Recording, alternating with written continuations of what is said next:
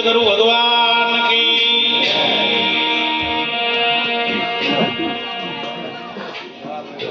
ખરેડા ગામની આ પાવન ધરા આજનો પવિત્ર યોગ એમાં શિરમોડ સંતોને બોલાવી સંતોને તેડી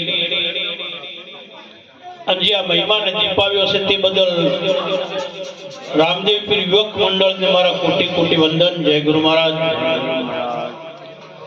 આજ જેની સત્ર સાહેબમાં આજનું આયોજન છે એવા અજમલદાસ બાપુ, નાથજી મહારાજ, બાબુરામ મહારાજ, તમામ સંતો, ગામના ભાઈઓ બહેનો, બહારથી આવેલા હરિભક્તો દરેકને મારા કોટી કોટી વંદન. જય ગુરુ મહારાજ. આજનો મહિમા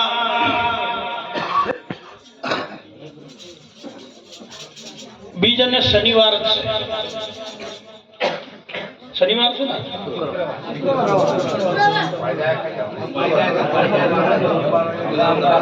કેટલા વાગ્યા?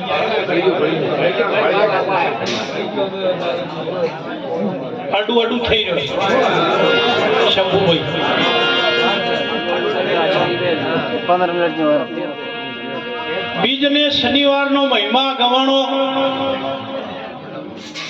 અને અહીંયા અજમલદાસ બાપુએ વાત કરી કે સંતોના નજીક જાવ તો બીજની ખબર પડે.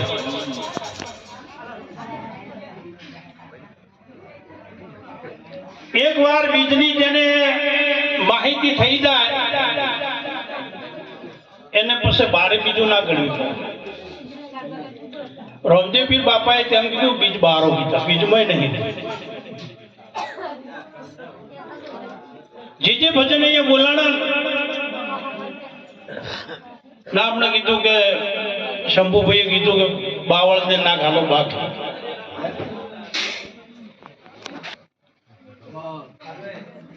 અમારા વનરાજભાઈ સુંદર વાણી બોલ્યા હતા. 25 વર્ષ પહેલા આપણે ભજન શીખતા હતા. કેટલા વર્ષે દર્શન થઈ ગયા. એકદમ તાળીઓથી વધાવો.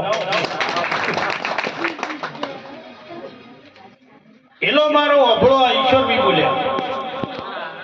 એલો મારો અભળો રણુજના ભાઈ બેસી બહુ ચાવળ નહીં તો જા.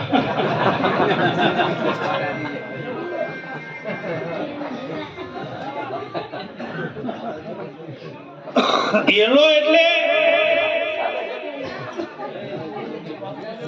એકબીજાને મળી ભેળા હેડે ને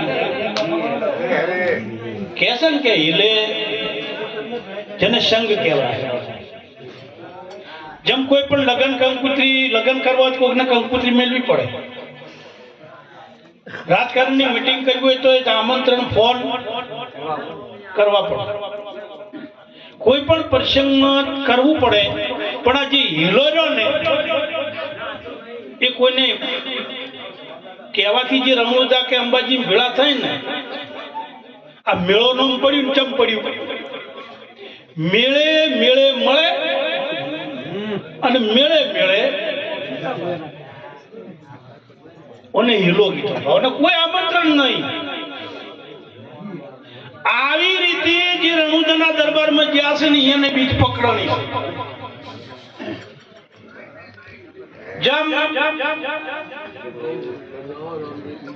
છે. તરતા શીખવું હોય ને શંભુભાઈ તો ખાલી આરે બેસીને પગ હલાયા હાથે તરતો આવડી જાય. તરતા શીખવું હોય કોઠે બેસીનો મમ પગ કરો એ તો પડવું પડે ને ડૂબવું પડે. ડૂબ્યા વગર આ વસ્તુ જડે એવી. ચૈત્ર માસ બીજ અને ચૈત્ર માસની બીજના દાડે જે ભગતને રણુજવાળો ભેટ્યા